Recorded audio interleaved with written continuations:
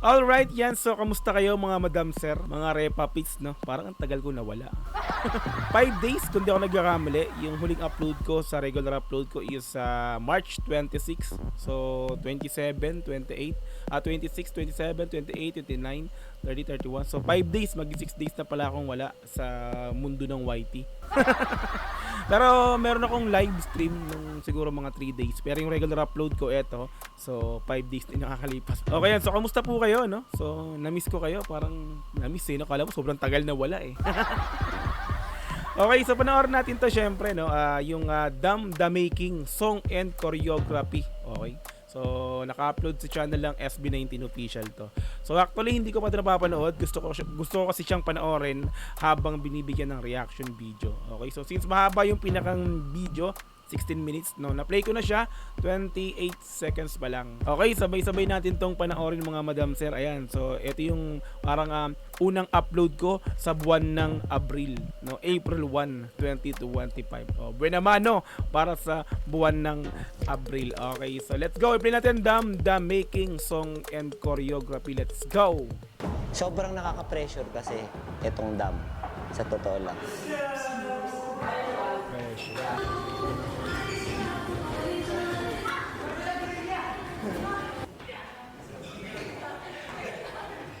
Yung weakness na pinapalakas namin, Parang silang mga nag-training na sundalo ha. Mga ranger, parang ganun eh, no? Malapit yung training dito ha. yung weakness na pinapalakas namin, pinapa-strengthen namin is hindi yung flesh, kundi yung soul na namin. Pablo. Good na pagod ko siya. Pawisan, sige. Pagiging warrior talaga. Oo, sabi na eh. Warrior. Sabihin talagang no, mandirigma. Yeah. So since Dam, yung pinakang music video talaga makikita mo para silang mga mandirigma, mga warrior dito, no. So yun. So nag-training sila na tila ba is mga talagang totoong warrior, isang mga mandirigma, mga sundalo kumbaga, no, mga ranger, mga soldier, mga ganun, no. Kaya ganito yung training. Okay, let's go, tuloy. Pagiging warrior talaga. Kasi yung motive ng dam, talagang talaga sila kung makikita lang talaga yun. Talaga silang, para silang may pinaglalaban, pinagatanggol, may pinoprotektahang kaharian, mga ganun, no. Kaya ganito yung pinakang naging training nila kumbaga, no. So, let's go, tuloy.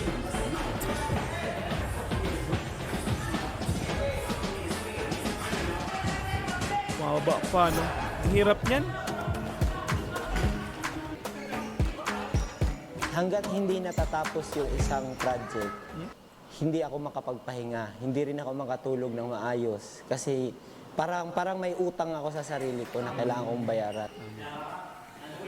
So maganda kasi kapag yung pinakang naging final result ng project na ginagawa mo na kailangan tapusin is natapos mo. So wala ka lang iisipin, nagsabihin tapos na. So unlike kapag syempre pag unfinished mangyayari, ba yan, di pa tapos, tuloy, di ba? Maraming isipin. Kumbaga this time gusto ni Sir J dito is tapos na lahat para, di ba, malinis kumbaga yung iisipin niya, okay na. So done na talaga. So totally, let's go. Parang may utang ako sa sarili ko na kailangan kong bayaran. Pablo, pagod na. This is the biggest comeback ever. Dam The Making Song and Choreo. Ano ba kanya? Guest Long artist. V or short V? Long version na para kompleto. Para masaya. Same Ito na yung time na ginagawa na nila ng kanta. Or nagsisimula na silang gawin yung kanta ng Dam, di ba? Ayan. Kanta pa lang to, no? Yung mismo, wala pa yung choreography. Ayan.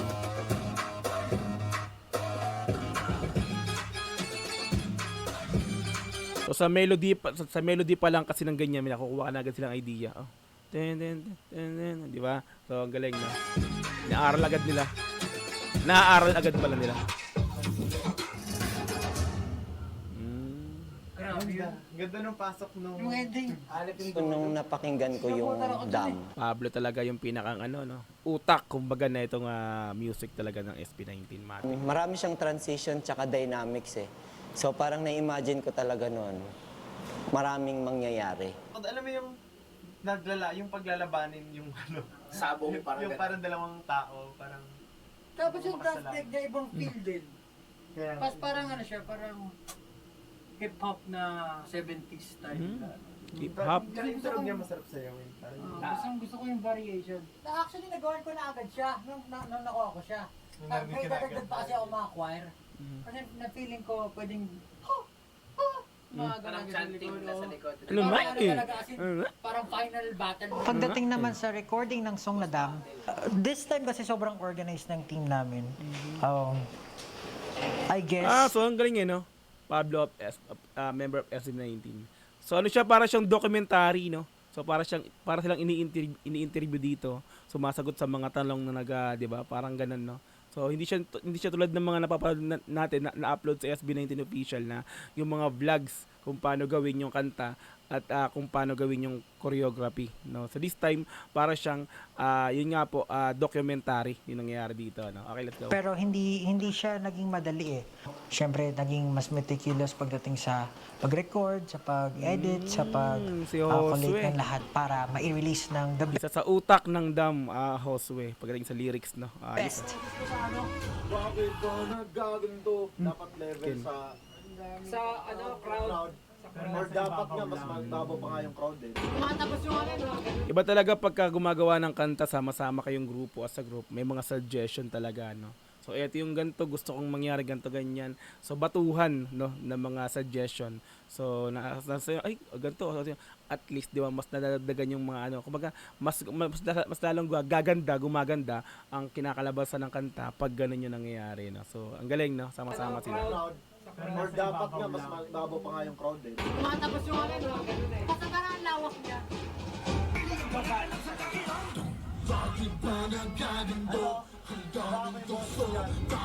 Sobrang lakas ng crowd eh. Crowd na dapat. Oo. Para yung pasok nung may Gagawin niya yung support dapat yung ano ko. Excited ang lahat Galing, dahil galing, nga galing. panibagong awit, panibagong EP.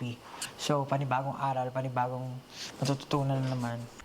Na-imagine ko na, nafe-feel ko na maraming mangyayari sa sayaw.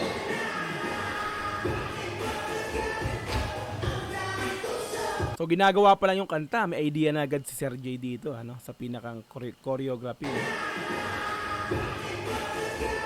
Ang galing na ate, oh. Ayan, Harlem Shake.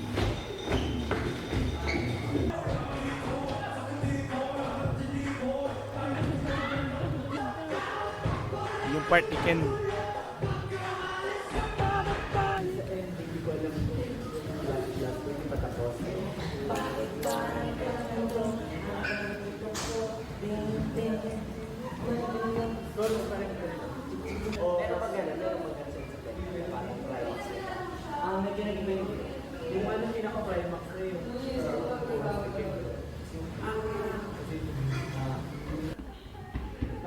Mas bat ba? So yung bat ba, bigla siyang susulpot. Sobrang nakaka-pressure yung part. Dapat Ang galit ni medyo Pablo. weird siya. Sa sobrang inis na inis ko kasi wala na akong maisip. Parang na akong nagtatantrum sa loob-loob ko. Parang nakakainis naman to. Tapos pa-play ko na naman. Hanggang sa nainis na ako, parang naisip ko yung parang bata na hindi binigyan ng laruan. Nagtantrums ako sa mall, tapos ganun ako. Kulit yan, Yung ano- batang makulit na umiiyak, di binigyan ng candy ng laruan, no? Ba't ba? Ganun yung naisip ni Boss J. Binigyan ng laruan. Nagtantrums ako sa mall, tapos ganun ako. Yung ano, Ayun, Pab. yung ganun. So parang ganun yung feeling. So parang Galing. naging ganun siya. Bat ba? With the choreography, sobrang pinagtuunan ng pansin Ito ni yung part naman Kuya yun. Jay. Parang sinabi niya ng kalawakan na. So parang pinapakita yung lawak sa Galing, no? media. Parang So kada step talaga may kwento, no? Ang galing, no? So may pinanghugutan may pinanghugutan na kung saan nanggaling, no? Ganun kasi ang pinakang ano, no, kagandahan sa ganyan, no. So meron kang idea, gano. Eto, parang yung kanina yung candy bata di binigyan, no? Ganun, kasi yung kalawa ka naman. Ang galing ni Boss G dito, no, Sergio. So parang pinapakita You know? yung lawak sa yung power media. Parang mas lumawak yung galaw mo. Kaya ginagano nila sa crowd. Yung peacock symbolism din siya ng rebirth. May papasok ba natin? Binalik ko yung mga old school pizza. Kripo, saka break. Ang creep ko. Kasi Yung gano'n, yung mga gano'n sila, pinapalibutan nila SB. Sa mga may win-worship, parang gano'n, SB yung pinaiikutan nila. Hindi naman ako mahilig sa mga ibang games, pero may mga tinry akong games. Hindi ko alam kung makakatulong ba siya sa akin o hindi. Tinatry ko na lang, baka Sabi na kasi eh. makatulong. Later Kumuha on, sila ng dun idea mo sa na lang games. siya na nare-realize na, etong part pala na to. Dun siya inspired sa na sabi nilaro na eh. ko. Si Pablo, yung gumanon siya sa likod ng dancer, gumanon siya. Kusa siyang na-apply kasi nga, binuhay ko nga yung sarili ko dun sa parang nasa loob ako nung game. Yes din pala yun.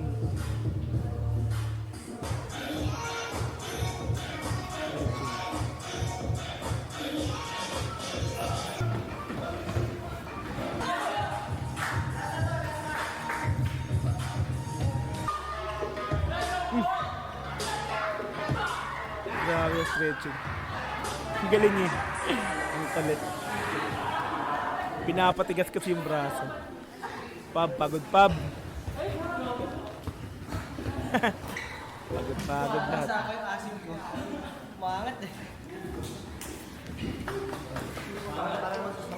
Puro hingal. Yes, it's challenging for us din kung paano namin siya kailangan i-absorb and paano i-sync as one.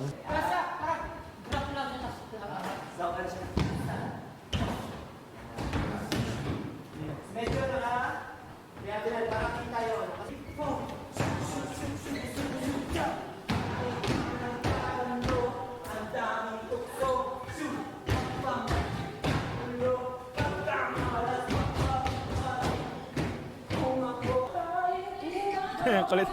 Ang kulit ni Ken. Ang ganda ng buhok ngayon ni Ken dito pala.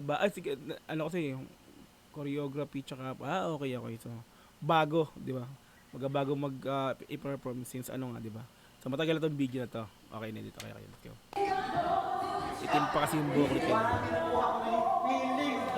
Gagawin kong ba?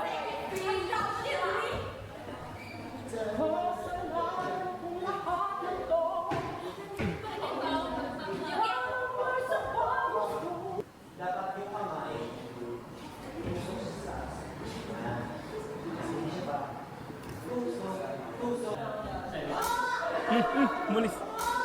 Nadali pa si Pablo. Umalis. Pero ngayon, hindi na ganyan yung ginagawa ni Pab no, sa part na yun. Delikado kasi. Hindi kailangan na masundan mo mismo yung detalye, but of course, masync mo yung emotion, yung proper execution, dapat nandun siya.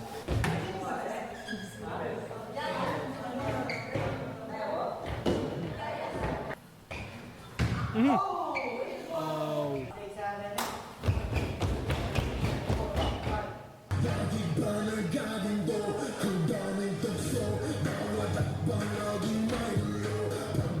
Mag-explore, magte-take ng risk, maraming sacrifices. So, yun yung mahirap. Nagawa ni Ja. Parang na-injure ah. Parang kumuha. Bakit? Nangyari? Napilay? Nakawala na to. Hindi ko na ito kaya. Yung dulo na dila ko, Feeling ko di mo pa nasasagad yung sakit. Ang kakalabanin mo talaga yung ginawa mo kahapon. Higitan, di ba higitan? Yung ginawa mo kahapon, no? Yun ang hihigitan mo, parang ganun. Kakalabanin mo talaga yung ginawa mo kahapon. Mas galingan mo pa kumbaga.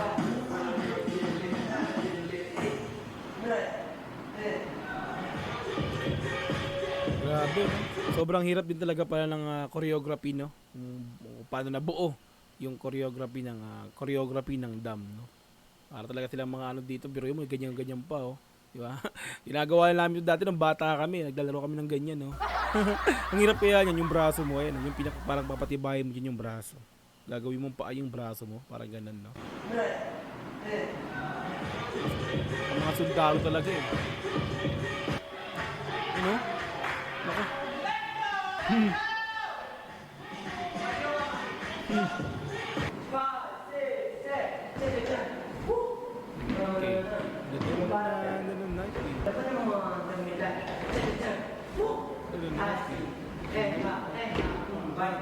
Galing.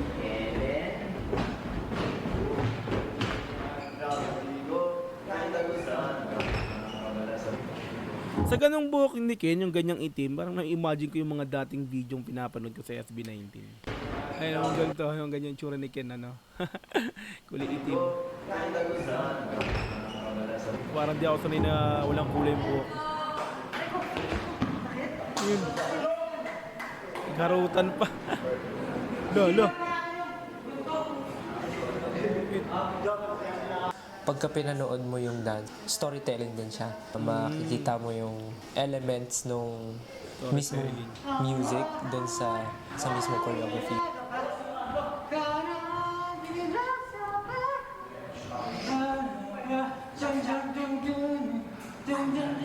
So ganun sila talaga, ano, kaya parang masabong parang napakadali nilang sabayan lahat ng ano, kasi kada lyrics may parang alam niyo, nagigets niyo yung parang, 'di ba, pagka yung step talagang parang sinasabay din talaga nila sa lyrics ng kanta, no. So ganun, parang yun, basta di ako dancer, pero parang yun yung nakikita ko, kaya parang napaka ano ng step na ginawa rito, no. So parang detalyado dun sa lyrics nga po, no. Let's go. Ayun, no? Ja.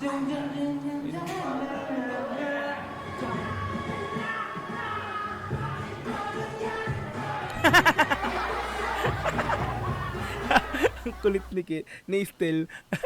Ang kulit ng wet packs ay. Wet packs ay, no. Ang kulit. May kulitan talaga, hindi nawawala yun, no.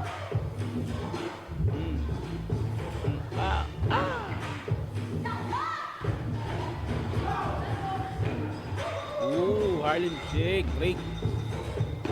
Boom! Angas talaga ng galaw nila.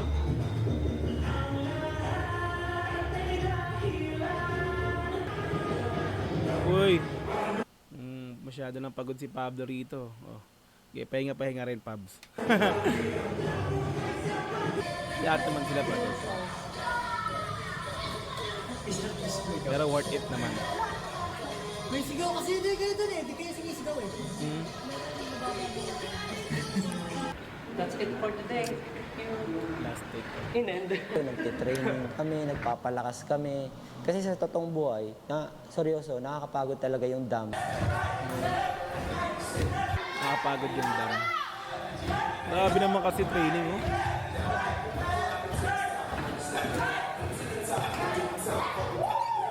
Drawing mo, kantat sayaw, tapos ganito yung training. Talagang parang ano talaga, ano, napakasinulit. Talaga sinulit, parang ano talaga ito.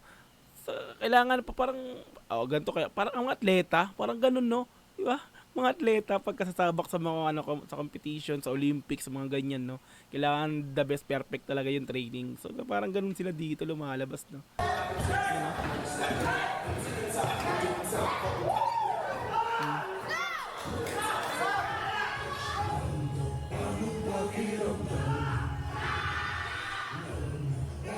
Pero dahil sa training at paulit-ulit siyang ginagawa, mas nagiging natural na lang siya. Yes. So ang challenge doon is, More practice. ready ka bang Make perfect. mag-commit? Stressful lang. Oo nga talaga. Ikat na si Kuya. Yun yun.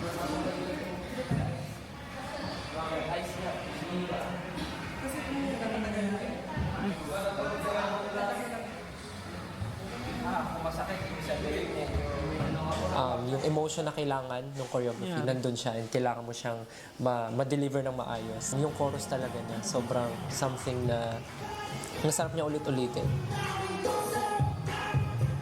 Lang, no, nung umpisa ginawa ko ng reaction video yung pinakang MV ng Dam. Yun agad na sabi ko, para silang mga warrior, mga mandirigma. 'Di ba? Tama nga yung sinabi ko, 'di ba? Sinabi ni Boss G dito. Let's go. Para kami mga warrior, mandirigma, kumbaga. So kaya yung ganun, bago sumugod yung kalaban sa kampo, may mga kawal munang pupunta sa harap para salubungin sabi yung na eh. kaaway. Eh, Bago nyo marating ang SB19, kami muna babanggain nyo. Di ba? Bago nyo masaktan ang SB19, 18 muna ang kakaharapin nyo. Di ba ganun nangyayari, di ba? Kumaga maraming tumutuligsa, maraming tumitira ng babash sa SB19. Pero ang hindi sila sumasagot, di sila na pumapatol. So ang pumapatol is yung mga kawal, which is yung 18. Di ba ganun nangyayari? Di ba ganun? Di mo pwedeng saktan ang aming mahal mga hari. Di nyo pwedeng saktan yan. Kami ang makakaharap nyo bago sila. Pag ganon na ganon, di ba mga repapits, no? Di ba? Yung ginawa ko rin yan kay ano eh. Kaya Ato-Oto. Tsaka kay Abranano. Let's go. Bago nyo marating ang SB19, kami muna babanggain niyo. Ayan yun, no? Ang mga mandirigma. Bilib na bilib talaga ako ron sa pagkabanat ni Pablo ng balik kos bigla yung isa sa W3, no? Lapit eh. Bang! Ang sarap pagmasdan yung ganyan, no? Parang angas tingnan, no? Pagka ganyan yung pinakang kuha sa taas yung camera. Diba parang nakatutok pa baba, no? Ang angas tingnan. Perfect. Touch. Solid.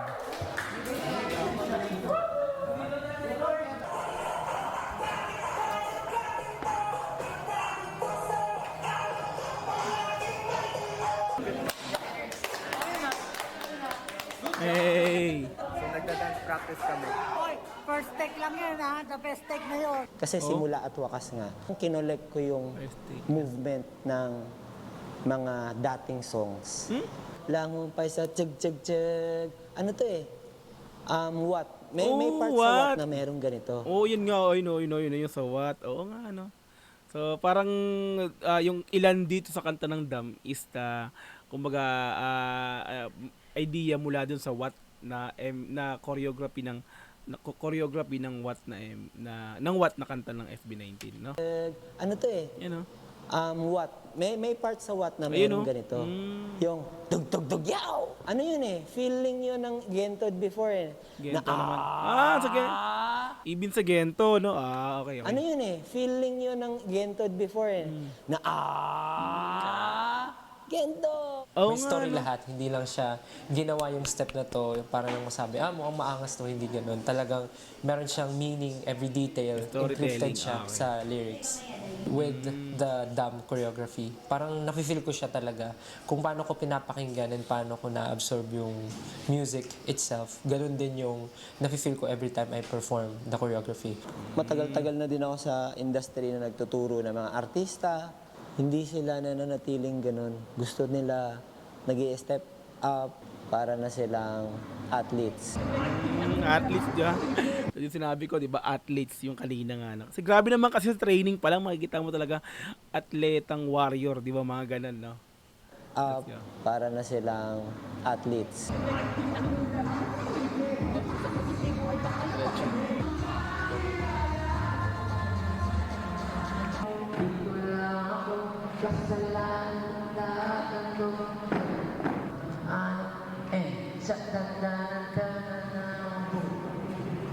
Alam nila na the more na nagsisik pa sila ng mangyayari sa buhay nila, mas marami pa silang haharapin, mas marami pang struggle, mas marami pang challenges.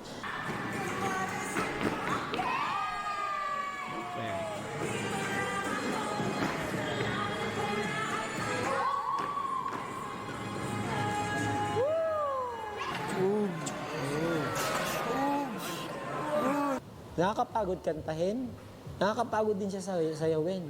Pero pag Pero binasic lang nila, no, nakakapagod sa kantahin at sayawin, pero matik, di ba? Pagdating sa live, di ba? Grabe, minanster na naman nila sa live, di ba? nakakapagod kantahin, nakakapagod din siya Hinalimaw. sayawin. Pero pag pinagsabay mo yung nakakapagod sayawin, tsaka nakakapagod kantahin, talagang pagod na pagod ka na nun. Pero sila, pinakita nilang kaya namin. Kuya. Matik, SB, May iyakan-iyakan. mga parts na nakakahingal na, nakakapagod na, tapos namumutla na. Kumbaga may mga ganon. Ngayon ko lang siya na-experience sa harap ko. Hindi lang isang beses, kundi kada training. Hindi sila maarte. Yun lang. Yes! Thank you sa Walang kaarte-arte, SB. Matik lahat yan. ng nakasama sa lahat ng journey. Salamat, At lalo salamat na sa din, mga Boss 18 na J. sumuporta. Yes! Ganon kaganda ang song at ang choreography ng Dam. Yan. Boss J, matik, no? Congrats. Ang ganda ng kinalabasan. No? Ibig ng kanta at the same time nga po nung pinakang dance choreography ng Dam na to. Diba? So napaka-trending dahil sa ginawa nilang dugot pawis kumbaga no, sa training pa lang masasabi mong napakahirap ang training nila, 'di ba, ng dance practice. Talaga namang may naging bunga, may naging magandang resulta. Dahil ngayon talaga hanggang ngayon na pinag-uusapan sa social media, 'di ba?